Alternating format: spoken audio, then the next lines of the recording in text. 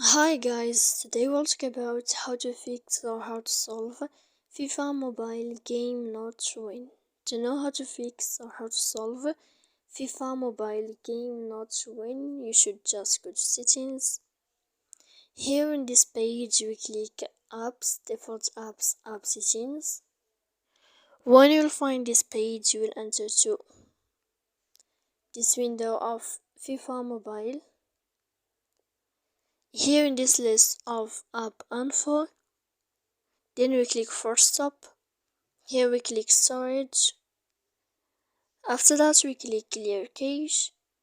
And in the end you can just turn off your Wi-Fi.